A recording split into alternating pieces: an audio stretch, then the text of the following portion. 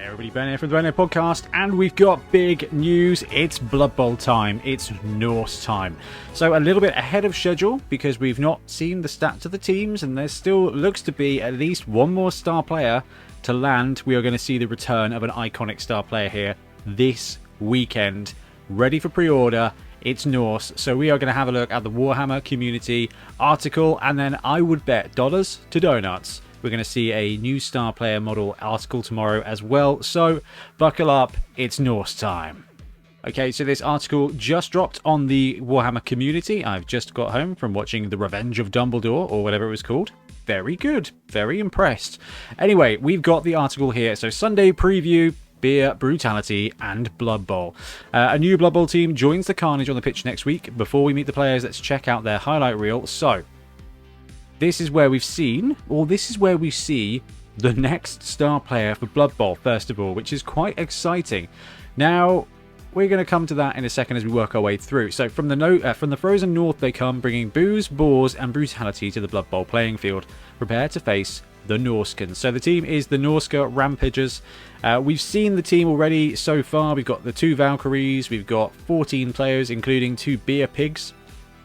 We don't quite know what the beer pigs do yet, and that fills me with all kinds of excitement. We've got Techno Viking, we've got Ulfwarreners, we've got Berserkers, we've got Valkyries, we've got Norse people, and kegs everywhere. We've got the cool tokens. I'm not sure if we've seen those. If we have, I don't know if we've noticed. I like the little Mjolnir balls. That's quite cool. Anyway, Norse teams may have a reputation for preferring post-game celebrations to actually playing Blood Bowl, but they are incredibly potent on the Astrogranite.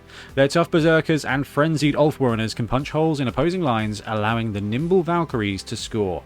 Interesting. A little bit of a spoiler there as to what the Valkyries are going to be. Maybe they will have dodge. I think they will at least have agility access on the regular. The adorable beer boars are great at giving the team a mid-match pick-me-up, but be careful, even a snotling will fancy their chances in a block against your porcine pal. Porcine? Porcine? Porcine. We're going to go with porcine. They can't be weaker than a snotling. Literally, maths will not allow you to be weaker than a snotling unless they're strength 0. That would be baffling. Anyway, all the rules you'll need to get your Norse team onto the tabletop can be found in the latest issue of Spike Magazine. Technically Spike Journal. Huh. I've been calling it the Spike Magazine for like years now. Oh well. There are also hints, tips, background and lore, and all your favourite in-world columns, plus new rules for using Norse players in Dungeon Bowl. So we're getting Norse rules for Dungeon Bowl as well. We are going to have to do some bets on this one, I think.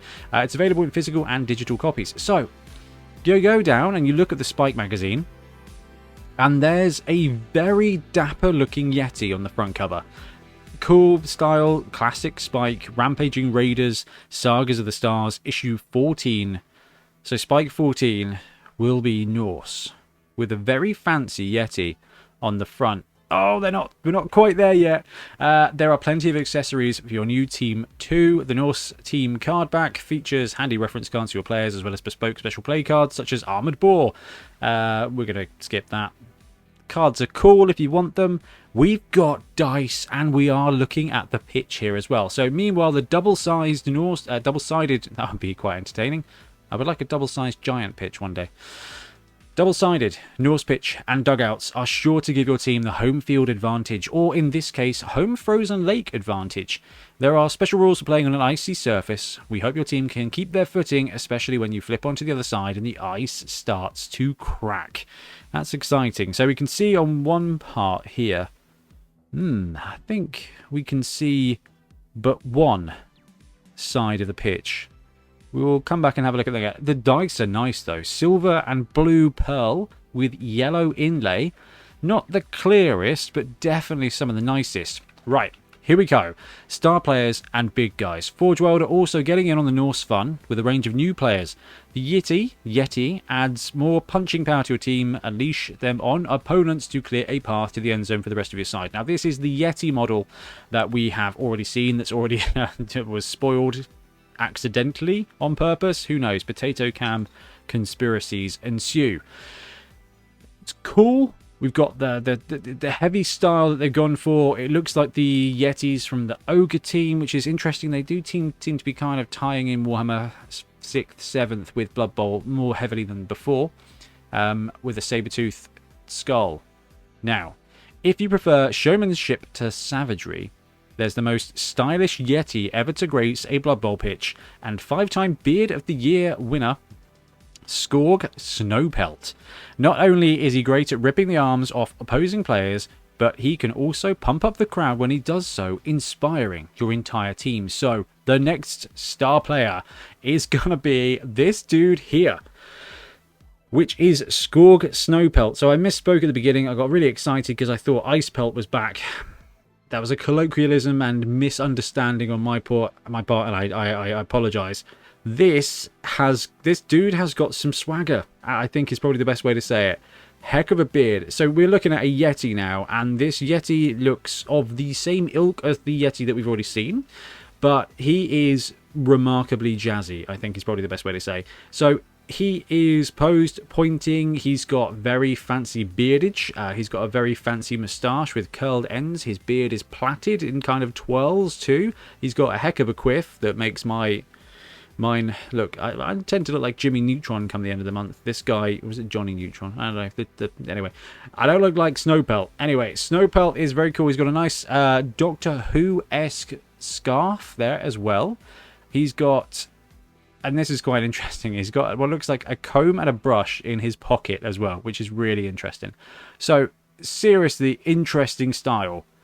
This is a weird one, and I think we're going to see a lot of people love it, and a lot of people not like it, because this takes the fun and carnage of Blood Bowl, and this one is really leaning into the complete idiocy. This would look absolutely not out of place. This would fit in very nicely in, like, Shrek, or, you know, one of those movies. I would watch that movie, especially if it had Blood Bowl. Anyway, so we've got Snowpelt there. Now the article just goes and refers to some of the other star players we've seen. So Thorson Stoutmead, which is the dude throwing barrels. Stoutmead has earned a reputation on the Blood Bowl pitch for throwing his barrel of beer at opposing players. Thankfully, referees are happy to turn a blind eye to his antics so you can knock down opponents from a distance. So we've seen this dude, we're not sure what kind of size he is.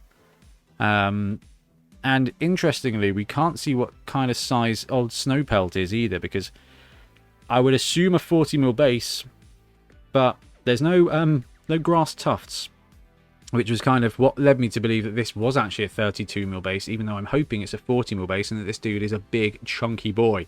And then, of course, we've got Ivar Ericsson, finishes out the package, a talented star player who starts with the block, guard, and tackle skills.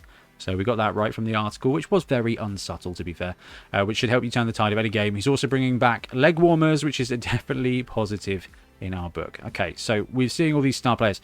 The Yeti is a big guy for the Norse teams alone, while the 3 star players can also be fielded by Dwarf, Halfling, Human, Imperial Nobility, Old World Alliance, and Ogre teams. All of these new Blood Bowl miniatures and accessories will be able to be pre-ordered from Saturday next week. Now, there is a couple of asterixes there. Asterixii, and that will probably be because Forge World pre-orders go live on Friday, which is... Oh, here we go. Unfortunately, these pre-orders will be slightly delayed. In Australia and New Zealand, you'll be able to pre-order your Norse teams from the 23rd of April. If you can't wait to hit the pitch, you also find basic profiles included in the Norse team box. Okay, so, to summarise, we have got the entire Norse team going up for pre-order next Saturday, which is the 16th. Which means it'll be out the following Saturday, the 23rd. Wow, you know what? If Ben had taken me up on that bet, I would have lost money. That's interesting. So the entire Norse team is coming. That could mean that next week we'll see all of the stuff around the stats and what the team does. Now, we've already kind of had a lot of discussion about what the Norse team is going to be like, what the Valkyries are going to do, which positionals are going to be there doing stuff. We don't know yet. And we've talked about the other star players, but we've not talked about Snowpelt. Skorg Snowpelt. Not only is he great at ripping the arms off opposing players, but he can also pump up the crowd, and when he does so, inspire your entire team. So we've got Barrel Boy with quite a powerful ability. We've got the Beer Boars, promised to have some kind of support power. Okay, we've seen old Techno Viking, their answer to Griff, whose name Thorson, I think, maybe. has got the ability to move one friendly unmarked player at the start of Thorson's activation. Not Thorson, I don't know. Viking boy. To move one square if he's not unmarked, so another player. If this guy's got the ability to inspire your entire team, what could that mean? Is it they get up? Is it they get strength for once per turn? Maybe a feat? This, I imagine, will be the article that we see tomorrow. Fingers crossed, so we can get our eyes on what this player does.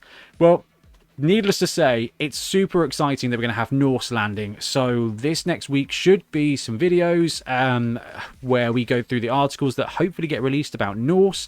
As soon as we see the values of the Norse team, we can start putting together starting rosters, skill packages, and then when the spike lands, when the team lands, I think we're going to have to go all out here and get some games in with the new Norse team. Anyway, let me know what you think below, especially of Snowpelt, because this is going to be a divisive model. They've executed brilliantly, and if it gets some people happy and some people hatey, then I think they've done a good job at least grabbing some free PR. Anyway, thanks very much for watching. Let me know all of your thoughts below, and we'll talk soon, probably tomorrow, and probably about this dude. Anyway, have a great evening. Thanks very much. We'll be back soon with more Blood Bowl content. Happy blocking. Thanks very much for watching. We really appreciate your support. If you want to help support the channel even further, please like and subscribe, or come join us on our Patreon. We have early access to content. We get loads of feedback from you guys, and we try and do competitions as much as we can. Or you can get yourself some Bonehead podcast merch on our Spreadshirt site. So if you want to support a team, especially for the Bonehead Championship, you can pick up a shirt, a mug, things like that. It all helps support the channel, and we really appreciate it. Anyway, links below. Thank you very much. Happy blocking.